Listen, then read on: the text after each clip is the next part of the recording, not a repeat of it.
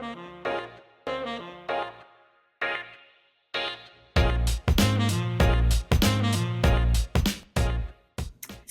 we are back with another episode of Vintage Club Conversations. This week, our featured guest is Matt Green, CRO at Sales Assembly.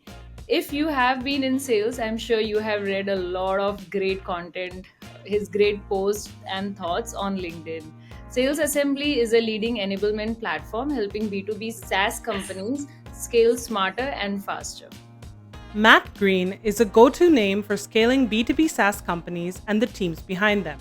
He's known for calling out what actually works in sales, what doesn't, and how to build high-performing, human-first teams in an increasingly automated world.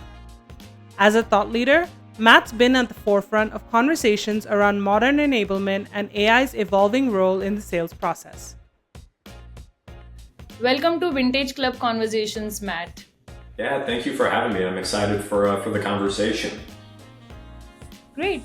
So, Matt, to start with, you have talked about how Sales Assembly grew for 8 years without cold outbound, just strong relationships and tools built around access. What did that shift away from pure prospecting teach you about coaching and scaling sales teams? It's interesting. Yes, I mean we've been fortunate enough to build our business over the past 8 years, as you mentioned, primarily based off of relationships, referrals.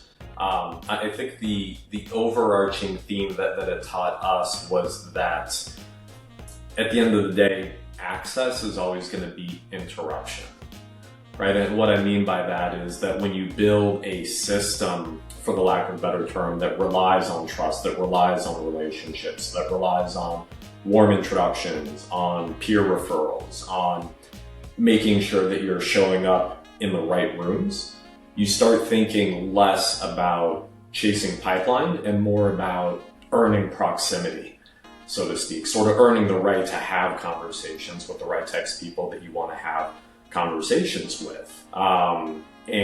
I think we see a lot of companies that we work with that are placing a big emphasis on this right now, just because the traditional outbound methods are getting extremely crowded with the rise of AI and everything that comes along with that.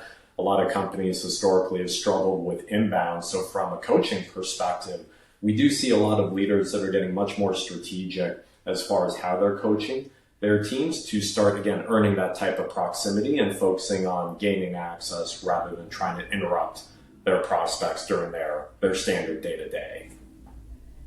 Yeah, I think all of us need to keep reminding each other that again, sales is a lot about relationships as well and how you are helping your customers solve their problems instead of, just sending cold emails and calling 5,000 people in a day.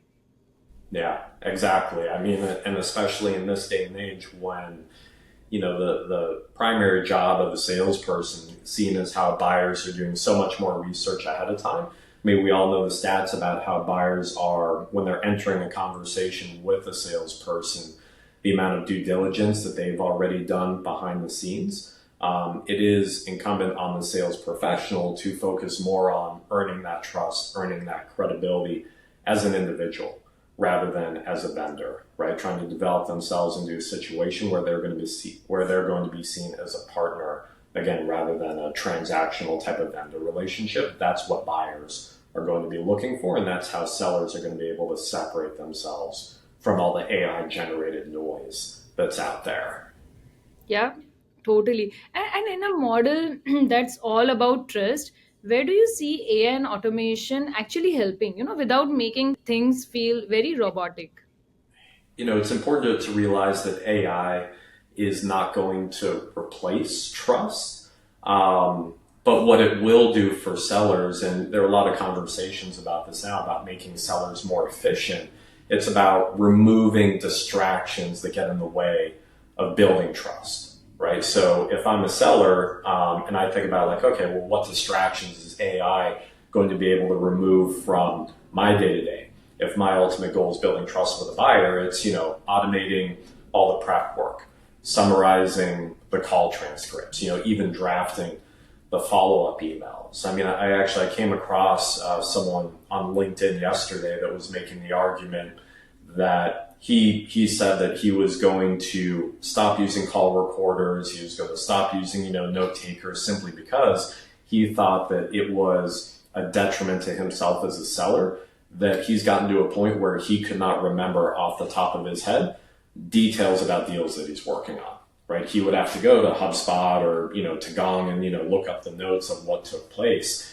And he was making the argument that this is making him a less effective seller. And while I appreciate the sentiment, I personally, my opinion is that he's sort of thinking about this the wrong way. I mean, at the end of the day, if I have to go check HubSpot really quickly just to remind myself about the particulars of a deal, what is the inherent downside of me having to do that? Right? I'd rather have the additional mind share of, sure, I'm not going to be able to rattle the details off of every deal off the top of my head like I used to be able to do 10 years ago, but I am going to be able to use that additional time, that additional mind share that's not being occupied by like, okay, what was that person's name again? Doing different things, such as being more thoughtful about my preparation, my research, so that when I am having conversations, I'm going to, again, be in a position where I'm going to be able to build much more trust and credibility than some of the others that I might be competing against. Yep, yep. I think you need to use all these tools honestly in the right way. I mean, if you're thinking that, oh, there's a note taker which is taking meeting notes, so I don't need to pay attention on the call, it's a very wrong way of thought process, I would say. In fact, if there's meeting note taker who's taking meeting notes and capturing the nuances, you can be more engaged with the customer, right? I mean, that's how you need to think about these tools and not the other way around. Exactly. I mean, what AI is not going to be able to replace, and this is where the competencies of a seller are going to come in to play, is it's not going to be able to replace judgment. It's not going to be able to replace curiosity, and it's not going to be able to replace storytelling. Right. So to your point, if and I experience this every day, the fact that I have my note taker on my calls, I'm like, yes, I can be fully present and actually pay much closer attention to what a prospect is saying rather than what I used to have to do a few years ago, which is pen and paper, trying to be distracted and taking notes at the same time while I'm trying to capture not only every little nuance of what was said, but more importantly, the visual component, right? What is the look on the prospect's, his or her face? What does their body language look like? I can be much more present to absorb a lot of those cues that we would normally miss when we're being distracted trying to take different notes on pen and paper. Right. And that's what I think, that it builds stronger instinct. If you're more present on the call, it will just help you bring, build stronger instinct. And you also recently pointed out that, top reps often close on instinct, right? Which makes them great sellers, but not always great mentors. So, how should teams rethink ramp and coaching, especially now that AI can help capture and scale what top performers can really do? Yeah, I think that, and to be clear, what I meant by that statement was that reps, top performing reps in many cases can teach what they do because they sort of internalized it, right? Because they've been doing it for so long, that they get to a sense where they feel the deal, right? That they don't necessarily document it, and that you can instill that upon a junior level rep. So where AI can help is, it's going to be able to capture the what you might want to call the pattern behind the instinct, right? How they ask questions, when they go quiet, what their top time is like, how they pivot in real time. So with AI, coaching is now simply not going to be, go shadow John or go shadow Jane. It's going to be, here's what John or Jane did differently, right? And when it works and when it didn't work.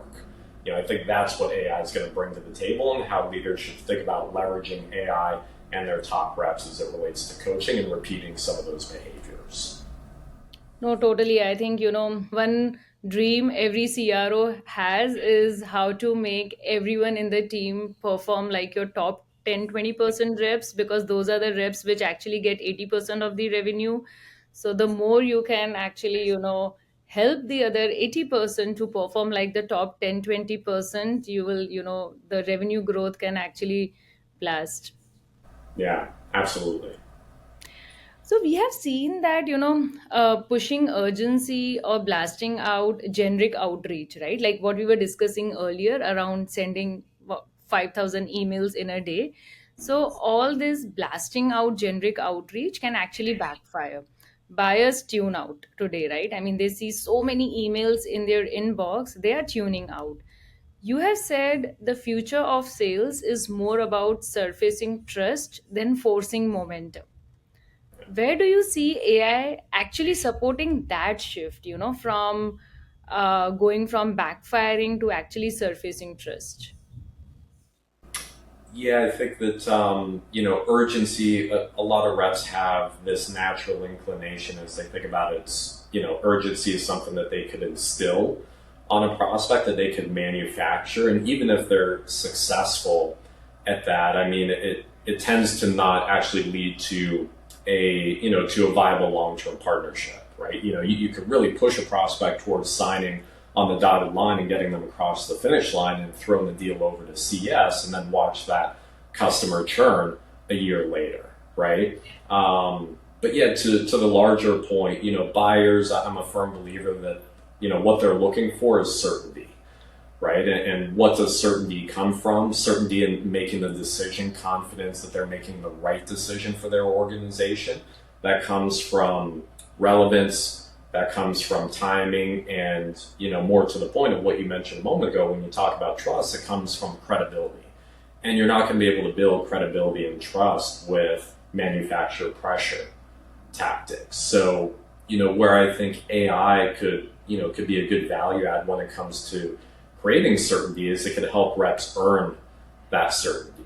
And, going back to what we mentioned a few moments ago, tactically is, AI can help you with the pre-call research so that you could show up to an initial call with a well-crafted, very compelling point of view, right? It can surface different signals across an account. It could personalize different outreach messages with context, right? It could actually, and I know that some of the technology right now is hit and miss, but it's not going to be long until AI can predict when to engage, right? But also when to wait, right? So you could sort of strike that balance between like, okay, well, you are solving a problem, you're being relevant, and the timing makes sense, but you're not missing the boat by pushing too hard, at least from a prospect's perspective. So yeah, I think that again, sellers should focus less on trying to force or instill urgency and focus more on engineering that type of relevance, because that is what is going to build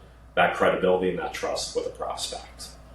Right, right. And with that, it's to build that trust, it's so important that sellers are now, they have to be SMEs of what they are selling. They have to be really subject matter experts, and they can't depend on other teams to literally help them in every call, because buyers already know 70% of the things when they come on the call, right, about you. So now you have to really go one level deep and talk a little more sense than just showing a presentation with your logos of different customers and so on.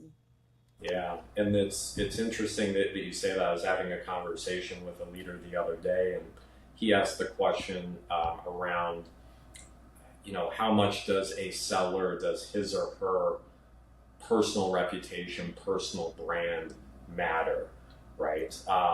And we just went down this rabbit hole, and I don't know the answer to this, but it will be interesting to see. I mean, of course, we know that any buyer right now, if they're going to evaluate a solution, they're going to go to ChatGPT. They're going to type in, tell me about sales assembly, right? How long until it becomes standard operating procedure for the buyer to go to ChatGPT and say, like, hey, tell me about this guy, Matt Green, right? And we, again, just started talking about the importance or the potential importance of sellers, again, doing right by people, earning trust across the board, building a great personal brand, not necessarily in the sense that we think of on like LinkedIn and, influencers and all that kind of stuff. But I would not be surprised if it's not too far down the road where we start seeing buyers starting to research individuals that they're going to be dealing with, looking to partner with, on top of researching the vendor that they also Right, happen to work with. right, because ultimately, they want to know that this particular person is going to solve my problem and not the company is going to solve my problem.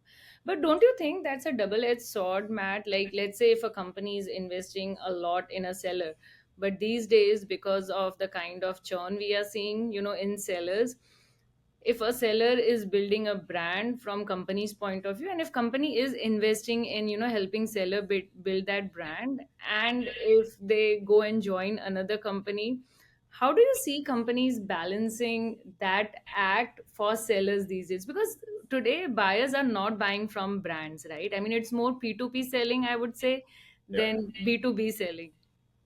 Yeah, no, that's an interesting question, and this probably isn't the best answer. It's the only one that I could come up with right now. It sucks to be a grown up. If you're a company and you do have to balance, yes, let's make these investments, encourage sellers on our team to build their personal brands because it's going to lead to more business both in the short and long term. How do we make sure that those people don't leave? That's your problem, right? Make sure that you treat them right.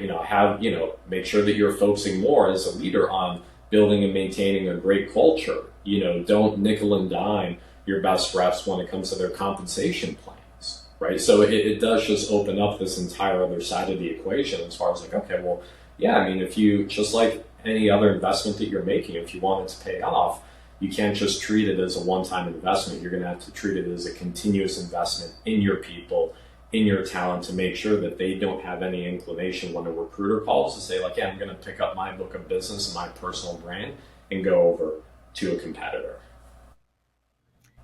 Not when you're poached by Meta, Matt. Then the things are different. Exactly. Yeah. I was going to say everyone has their, I go over there for $100 million too. So, Yeah. full transparency.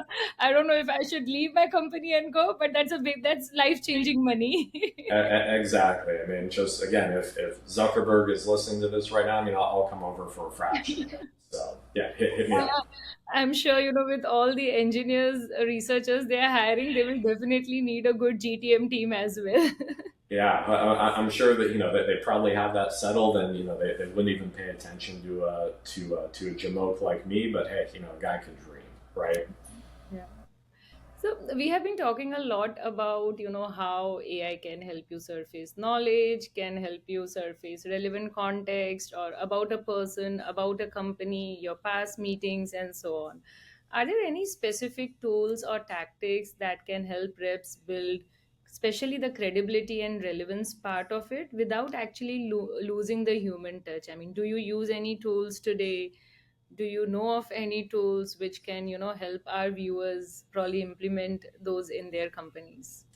So we use a handful of tools here. I personally use a handful of tools. I think the most relevant example, time back to what we were talking about a few moments ago, when it comes to account research, right? That there's really no excuse whatsoever in this day and age to walk into not only a first call but any call, not having an educated and compelling point of view on not only what's happening within your prospect's company, but how your solution is going to fit, like, a key going into a lock.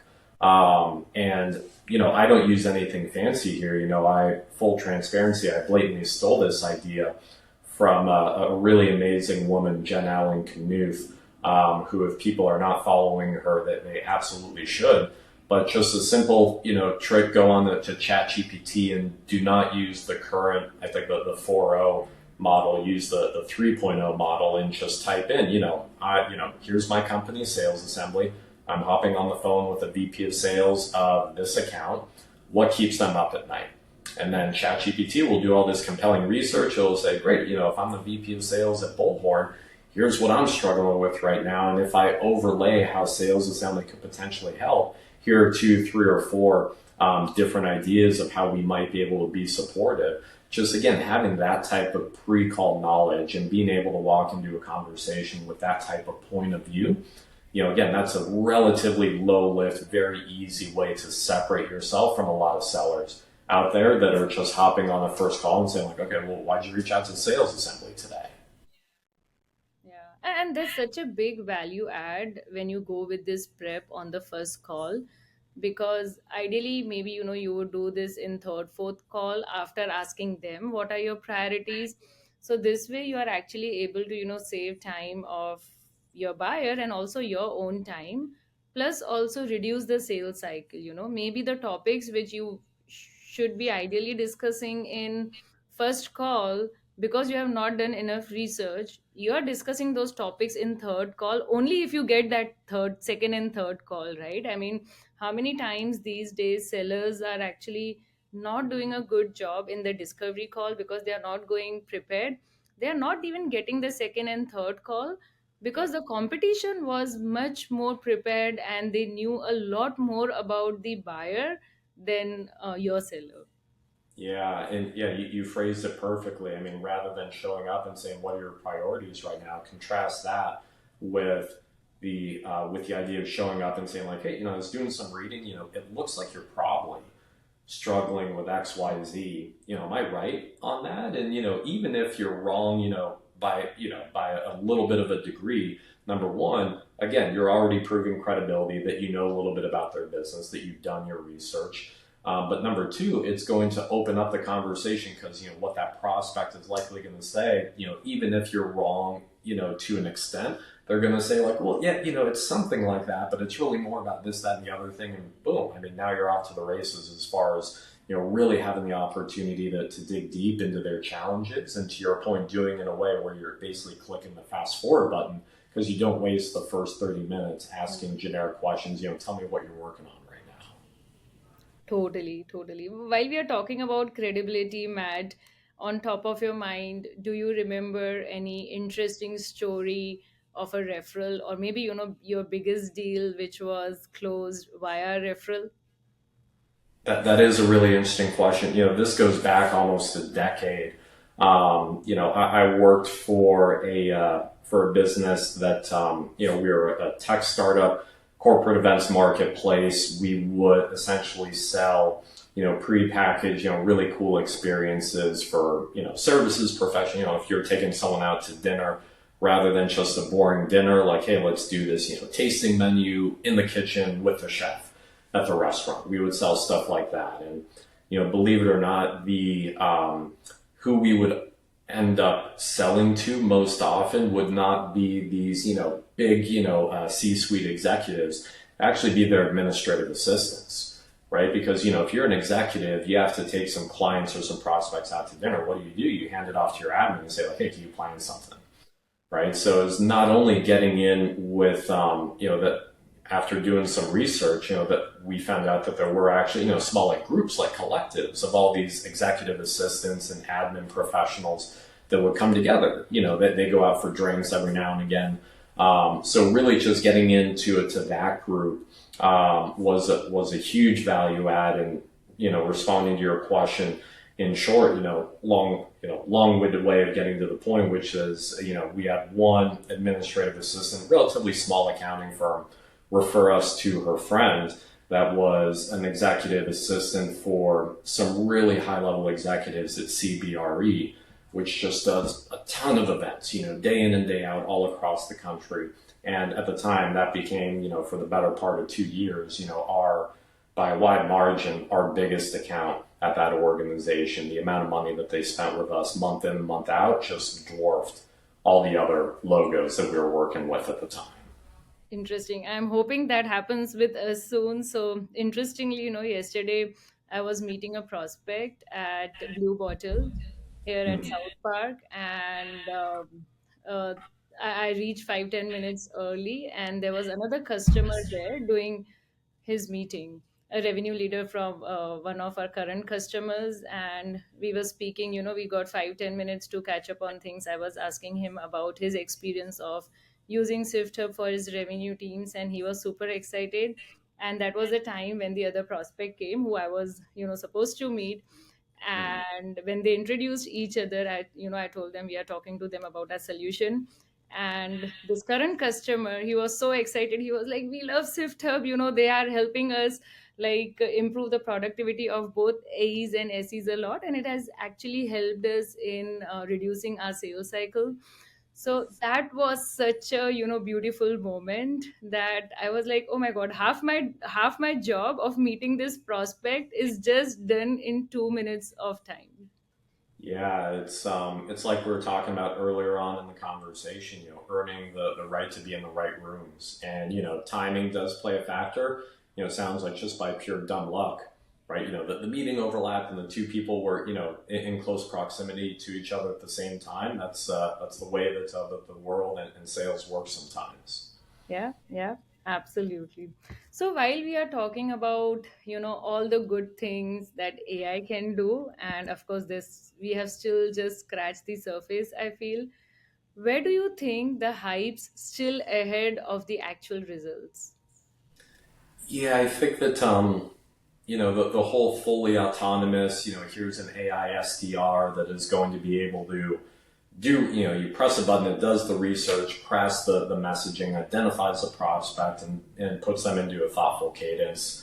We're not there yet, despite, a lot of organizations that coincidentally try to sell a service like that will try to convince us otherwise. Yeah, so automated prospecting, I don't think that we're there yet at all. It seems like we're still, pretty far away. And, the catch 22, the paradox is that as quickly as companies that, AI SDR companies, as they get better and better at stuff like that, the space will become noisier and noisier, and the differentiation will become less and less, right? Which is just going to make the entire concept of that human to human connection, building trust and credibility as individuals, right? As partner versus potential buyer, that much more critical. But I do think that that's where the actual deliverable is not caught up with the hype yet.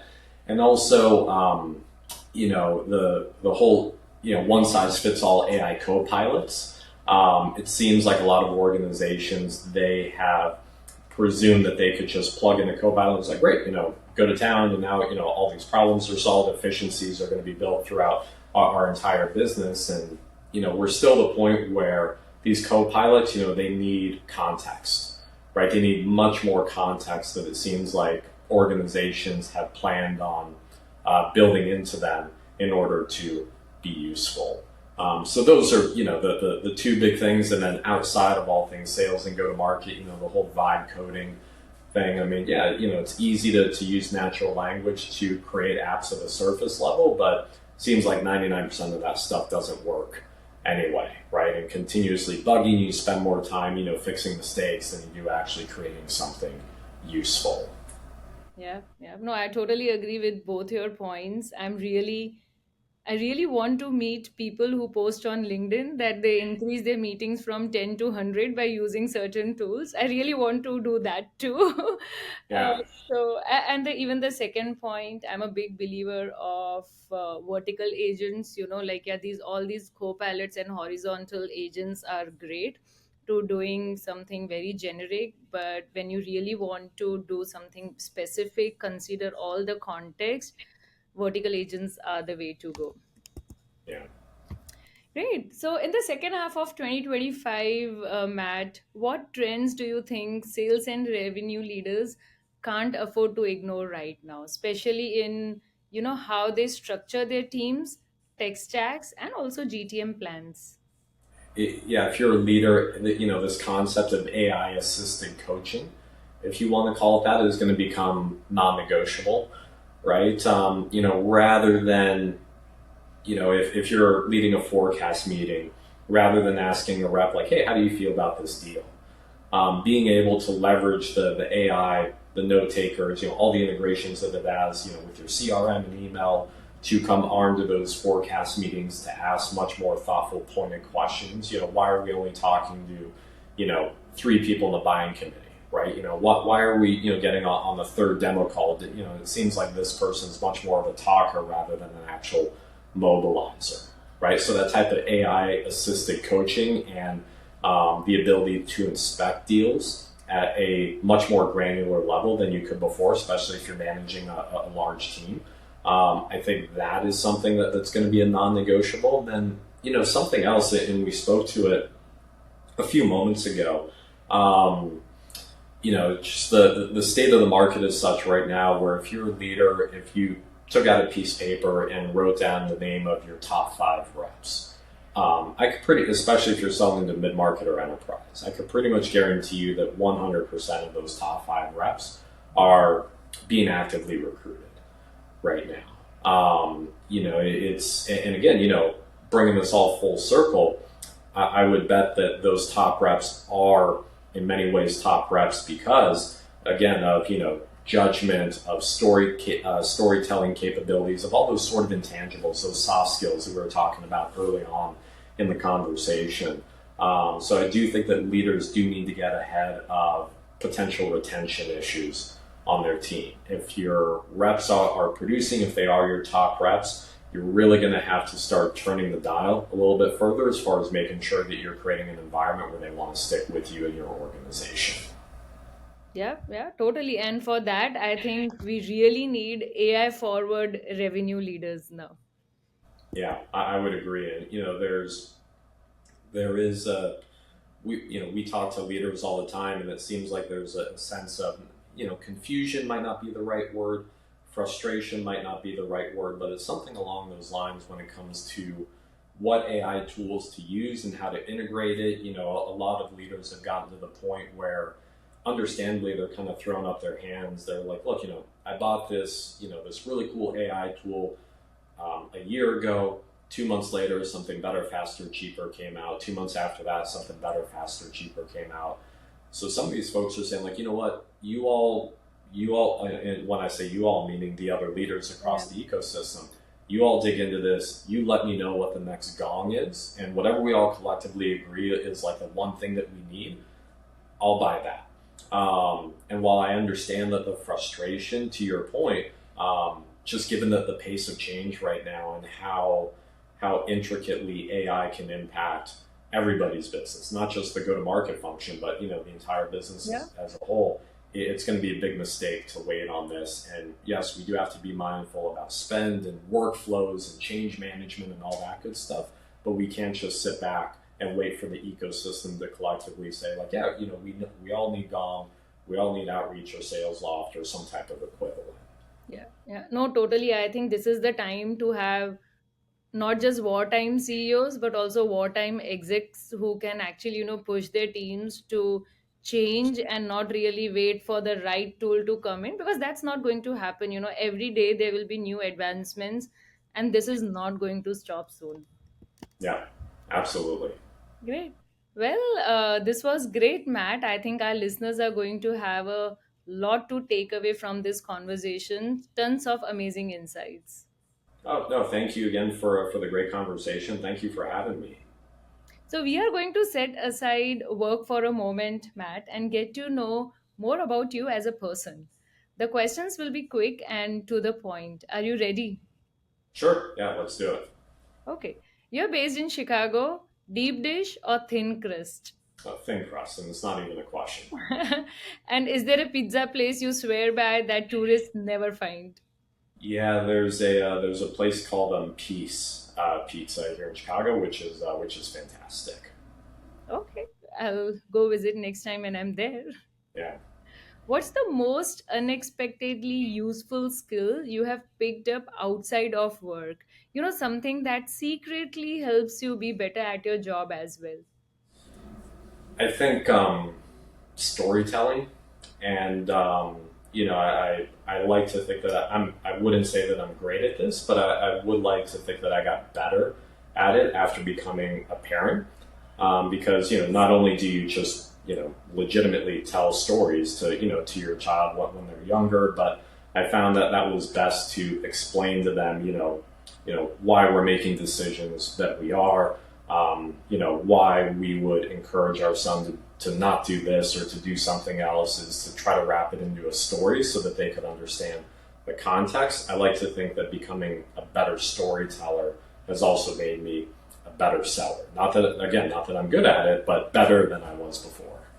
You're underestimating you. You're being modest, Matt. You're amazing at it. I have seen so many great stories from you on LinkedIn.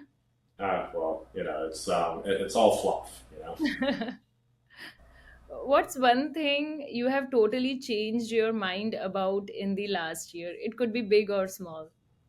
Ooh, wow, that is a that's a tough one. Totally changed my mind about. God, I've changed my mind on a lot of things. Big or small doesn't necessarily have to do with work. I presume. Um, I'd say the I was always a big believer in person interaction, right? Clients, prospects, team. Um, I've sort of gone to the other side of the ledger as far as, after COVID hit, understandably, everyone's like, fully remote is the future.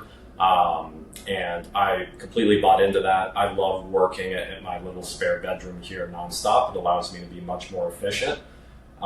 This might not be a popular take, but I do think that there is a very good reason why a lot of organizations, especially with their BDR and SDR teams, are requiring them to be in the office in person. I think that for younger talent, I think that you are missing out on an enormous opportunity if you don't spend time not only with your peers, but also next to your leaders. And I do think that if we were able to dive deep across the numbers at a macro level, you would be able to see some pretty significant performance gaps between SDRs that are fully remote, just working by themselves, and SDRs that, at least in some way, shape, or form, even if it's a hybrid model, are working alongside each other in person. Yeah, yeah. Just the sheer serendipity it happens in learning. Yeah, it does. Yeah. So you have seen hundreds of team offsites, right? What's the funniest or most memorable team building activity you have ever witnessed or maybe been a part of too? Yeah, I'm sure that this happens often. It was funny when you use the word team building, but paintballing, right? Bringing people to a paintball field and having, team building in the form of, violently hunting each other and, causing some level of physical pain to each other. Again, admittedly, in a really fun and, interesting and creative environment. Yeah, I think that from a team building perspective, it has been one that's always stood out to me. Interesting. Do you have a go to pump up ritual before speaking gigs or big meetings? I come close to, and this probably isn't healthy, I come close to overdosing on the caffeine. I do think that, and again, that's not really a ritual. I mean, again, it's more of an addiction than anything else. But especially with a team meeting where I know that I have to be, not only on in the in the traditional sense, but being able to respond to questions much quicker and in a much prompter manner than maybe I'm naturally able to without that type of augmentation from caffeine. Yeah, so that would be it. And fortunately, I'm not asked to do like speaking on stage a lot. I'm not great at that. I'm halfway decent at Q&A like we're doing right now, but internal team meetings load up on the caffeine 45 minutes beforehand. That's when I know that I'm going to have a good meeting. Yeah. Great, no? Thank you so much again. I think we touched upon a bunch of topics, and what intrigued me the most are, like AI is not going to replace trust. It's about removing distractions that get in the way of building trust. And along with, like there's always a pattern behind the instinct of top performers. Coaching is no longer about shadowing top performers. You need to democratize that, and that will point out what the differentiators are and how they work. Yeah. No, again, thank you so much for having me. This was an amazing conversation. I really do appreciate you giving me the floor. Thanks again, Matt.